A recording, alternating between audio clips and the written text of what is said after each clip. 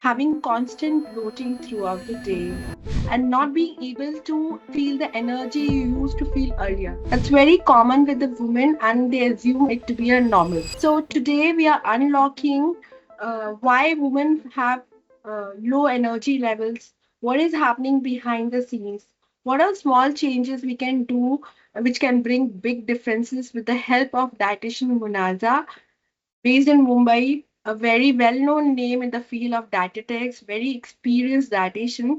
So I welcome you, dietitian Munaza Sheikh, in conversation with Besos Nutrition. In this respect to the topic, my first question to you is constant fatigue normal for women? So basically, sometimes you get feeling fatigue because of too much work or lack of sleep, that is fine. But if there is constant chronic exhaustion and too much of fatigue, then the underlying issue needs to be addressed. Okay, so underlying issue can be many things because we are mainly women. We hustle a lot. Okay, we do multitasking, so we look at both home, work, and everything, kids also. So there is constant fatigue due to many reasons. First of all, there is a hormonal imbalance. So after 30 or post 25, 30, we go for a normal hormonal test wherein we come to know your hormonal imbalance. Okay. Then secondly, if there is a thyroid disorder, if you're suffering from hypothyroidism, then it can lead to fatigue, mental exhaustion as well. Then thirdly, if you are having iron deficiency anemia or low iron levels in the body, it can lead to fatigue. Fourthly, if there is constant stress, okay, so there is constant stress, there is mental exhaustion and anxiety, then also it can lead to fatigue. Then the next one is, suppose if you're suffering from insomnia, there is lack of sleep, then it can lead to chronic exhaustion. Also, if you are having something like low vitamin D and B12, so if you are suffering from low vitamin D and B12, then also you will have mental fatigue as well as physical fatigue. So better to check your hormonal levels and what vitamins you're deficient in. First, you need to get all this checked. Absolutely right. You mentioned about the hormonal disturbances and the nutritional deficiency. Is there any specific nutritional deficiency which actually mimics the hormonal issues in women? Yes, so if you are having a hormonal imbalance and nutrient deficiency are very closely linked, especially when it comes to women. Okay, so many women don't get their yearly test or quarterly checkups done. So basically, being tested in Indian mindset is like a very much rarity unless and until something adversely happens to us. So we don't go for yearly checkups, and it's especially women in India, they are much more not aware of this. Even family members don't take care of their women and don't cajole or force them to go in for monthly checkups or yearly checkups. So this is where the underlying issue comes, and it can lead to chronic comorbid conditions. So nutrient deficiency like iodine deficiency can lead to hypothyroidism. Also, we have seen that vitamin D and B12 deficiency can also lead to face getting very pale, skin dry, hair loss. Okay, megaloblastic anemia is another common problem which Indian women face due to vitamin B12 deficiency. Also, it can lead to hormonal imbalance as well as weight gain. So, nutrient deficiency, especially trace elements like magnesium, zinc, selenium, if they are lacking in your diet, then it can lead to adverse conditions. Also, as we spoke about the fatigue problem, the hair loss, which many women they have, then the cholesterol, even your basic underlying problems like high cholesterol, weight gain, blood sugars, they're all closely linked to all vitamin and nutrition deficiency, especially vitamin D, B12. Also, we have seen many women in India suffer from osteoporosis, rheumatoid arthritis, knee pain, joint pains. All this is because of low vitamin D, calcium levels in the body. So all the vitamins and minerals are closely linked to many deficient problems, especially hormonal imbalance as such. Then we also see that poor diet, unhealthy lifestyle, it can also lead to many chronic comorbid conditions. So better if your tests are done, which can also, we can see the underlying issue, the monthly blood test or the quarterly blood test are done, then we can get a great connection between the hormonal imbalance and which specific nutrient deficiency you're suffering from. Right, absolutely. So we were talking about the fatigue. So two people can have the same workload, but why is it always women face, extra more exhaustion than anybody else. So is there a way that female body, the stress impact female body differently? Yeah, so many women they suffer from stress. Okay, it can also lead to neurological problems like numbness, tingling sensation in the hands and feet, then stiffness in the muscles. So all this is related very closely to stress, physical fatigue. Neurological conditions are developing more and more in women. So especially see, men and women have different bodies. They have different hormonal. Okay, so stress affects the woman differently because primarily due to combination of hormonal fluctuations. So women go through many hormonal fluctuations because of menstrual irregularities, premenopause, perimenopause, and also due to something like pregnancy. Okay, postmenopausal symptoms they have. Okay, so the hormones which come into play for a woman are completely different.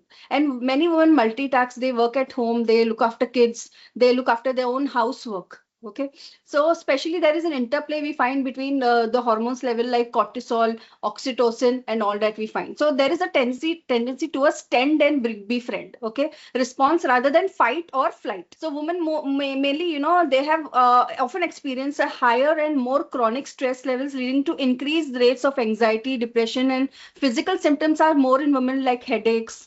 Okay, digestive issues are there. We are seeing many gut health issues in women, especially digestive issues, and reproductive health problems are on the rise. So if you see many women, those who are into late 30s, they are trying to conceive and all, they go to many because of hormonal issues and all, they have fertility problems and reproductive health problems. So hormonal responses, as I said, it's very different for men and women. So mainly we have seen that the hormonal responses, especially the cortisol levels and all, high stress levels can lead to much more physical and mental health issues in women. Okay, and also we have seen that biological and the psychological, which we see in sensitivity is more in women. So estrogen, the hormone estrogen, which can influence the emotional response to stress. Okay, so they make the woman more prone to sadness and anxiety compared to men. Okay, so women tend to brood over, they tend to overthink. Okay, I'm not saying that men don't overthink, but women, if you go to see an average woman and man, women tend to overthink more, which can lead to stress, anxiety, sadness. And also studies have found that women are twice as likely as men to suffer from anxiety disorders and depression due to chronic stress. Okay, Yes, so all yes. this we have found. Yeah. So common manifestation of stress, again, which is fatigue and sleep disturbances, irritability is also there, and also muscle tension is there. Okay. Yeah. So the when you were saying that the women have a tendency of overthinking, so I was picturizing, visualizing myself also. Yes, whatever you were saying is so common that even I go through it on a daily basis. Sometimes I overthink, I react differently from my husband. My reactions, response are very different from my kids. I take things very personally. I think that's the way that's very particular to a woman. So how do you deal with these things as a dietitian As a when a client dietitian, comes with such problems? yeah, so as a dietitian, a woman, as I said, they are more prone to the tend and befriend mechanism. So instead of fighting or fleeing, women are nowadays should seek more social support, and they should make sure that even men in the family should make sure that women, their loved ones, especially the females in the family, they seek emotional support, mental support, okay, through counseling, through a healthy, nourished, balanced diet. Okay, so still, the Indian family, many people hire counsel in the rural areas. So the men come at around 11, 12 o'clock in the night. And even if the woman is pregnant in the household, she's supposed to wait till 11, 12 o'clock, to wait for her man to arrive. Then they sit and have dinner together. And she's constantly hungry since evening. So all this has led to gestational diabetes, has led to, low blood sugar levels, sometimes low blood pressure, leading to fatigue, stress, and all that. So the mindset is very much that even the women of the house, the elderly women, they will say wait for the men in the house to arrive. They won't say, okay, you're pregnant, okay, you're going through your blood sugars are high or whatever, you have dinner early. No, the woman in the house herself, rather than fighting and fleeing, she should herself be assertive enough to state that she's going to have proper meal timings, she's going to have proper rest timings. So all that is becomes very important. Right. And And also, yeah, and also the main thing is that we should, physical movement is very important. Okay, women in the household don't get time to exercise at all. From morning to night, they look after kids or they are engrossed in their own work. Okay, or they are too much into household work, looking after their elderly in-laws or husbands. So I would say that engage in regular moderate exercise becomes very important. It also increases the oxygen circulation in the body, boost brain the dopamine levels, and also brief frequent movements like stretching. Okay, even if you're not able to go outside for a walk or not able to join the gym, so brief stretching movements are effective for fighting fatigue. That becomes very important. Then drinking enough water, hydration is very important. So most of the women they don't drink water for a long period of time. They are very busy and all that. So we feel that water is the most, actually it is the most underrated if you go to see nutrient. Okay, so water and hydration becomes very important, especially now we are progressing towards summer. Okay, so I feel that is very important. Then sunlight exposure is also important. Okay, so we women don't go out, especially in the morning time. So sunlight is the main thing. At least 20 minutes outside in natural light, it boosts the serotonin levels of the body. Serotonin is the feel good hormone, and it is an antagonist to the stress hormone cortisol. So it regulates the dopamine levels in the body. So it is very good. We go out in the sunlight, or even if you can't go out for some or the other reason, I would just suggest that opening the curtains, looking out of the window, sitting near the window, especially during the early morning sunlight, sipping a cup of tea or coffee, and reading a book, that becomes very important. So especially the me time, the me time becomes very important for us. That And also me time in the stress. sunlight. Yeah, yeah. But just meditation also, meditation, reading a book. Okay, especially dedicating 20 minutes just for yourself without the humdrum of the kitchen chores, or the responsibility of a child or a husband, just for 20 minutes of time. Also, this effective stress management can also, especially like yoga, meditation, deep breathing. It also helps to combat emotional exhaustion as well. That's what I feel. So I would like you to pinpoint on one single habit which you will recommend can bring the bigger change in the energy level with least of the efforts. Yes, so I would say a balanced diet and sleep optimization. These two go in very hand in hand.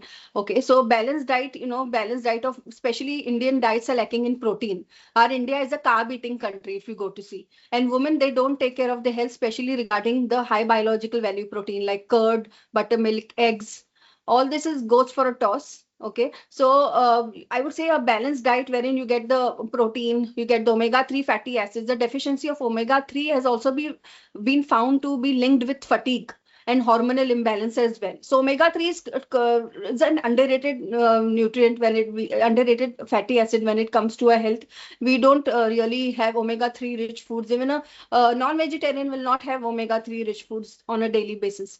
So I would say a balanced diet and sleep optimization is very important, because maintaining a constant sleep-wake schedule, okay, even on weekends, or creating a restful, environment where you avoid screen time 1 to 2 hours before going to bed is very important. Because see what happens, the blue light exposure or the LED lights, they increase your blood cortisol levels. When the blood cortisol levels, which is a stress hormone, it increases, it leads to many hormonal imbalances. And also early morning, you feel much fatigued, rather than someone who sleeps around 8 to between 8 to 9 o'clock, gets up in the morning, is more fresh. Okay, and in our religion we have a saying that subah ka time bahut barkati hota hai, it's much more productive. Okay, so early morning, rise early morning, go to work early morning, or do your anything. It can be even basic household chores. If you wind up everything in the morning quickly, your day goes very productive, if you go to see, rather than someone sleeping late in the night, waking up in the morning 11, 12 o'clock. So all this affects the circadian rhythm as well. That's what I would like to say. Wonderful, wonderful suggestion from you, dietitian Mirza. And you were rightly saying about the stress, that stress is actually a vicious cycle. The stress affects the hormonal imbalance, and stress also lead to inflammation. And because of these, the stress is caused in the body of a woman, and the woman is always under pressure. So, what kind of changes would you suggest in the diet, or any kind of supplement, uh, uh, or some herbal adaptogens which you recommend in the patients who come with this kind of issues? Yes, so whenever a woman is suffering from any hormonal imbalance, especially right now, I'm seeing a lot of cases of menopausal women coming to me. Okay, so right now menopause is hitting quite early in women, especially in at around age 35, women are getting their menopause. So it's quite scary because all these things are linked to unhealthy lifestyle as well, especially what we are eating nowadays compared to what we ate, 50 or 80 or 100 years before. It's not the same anymore. Okay, so I have found in my clinical practice that a high protein diet coupled with, herbal teas like red clover herb tea, which is very good for menopause symptoms, becomes very important. And also, accordingly, these herbal teas can be incorporated along with the exercise and a healthy lifestyle as well. But I would recommend that herbal teas like twice in a day, or once in a day, especially chamomile tea. Especially women go through fatigue and too much of anxiety, and so in order to give them a calming effect, so chamomile tea is very good. It can be had at bedtime before you go to sleep. So it really worked wonders with my patients and clients as well. Especially, I found out that more than physical health, their mental health and counseling was the most important. So when I started with this herbal tea, it along with a healthy diet and lifestyle and mental counseling as well, it gave great results. That's great. That's great.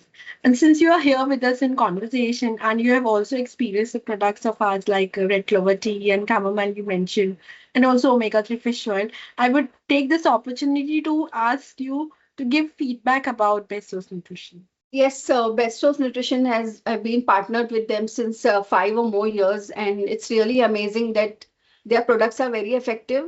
I would suggest that try at least for 3 months at a stretch, and you'll get wonderful results. And my clients have been taking just for 1 month right now, especially the Garcinia Cambogia and the loose fat without any side effects. So I would say Bestos Nutrition is one product which I would blindly tell my patients and clients that it doesn't have any side effect at all. Okay, and also you need to place the nutrients and the diet and the protein and all the food timings. Okay, so whenever I recommend the best source nutrient supplements, I always recommend them proper timings when to take it, and how to take it, with what to take it. So all that becomes very important. And my client have really got wonderful results, especially when I seeing that their weight gets stuck on a plateau. Okay, or if they have completely lost track of the diet and exercise and they want something new in their diet, so I always recommend them that.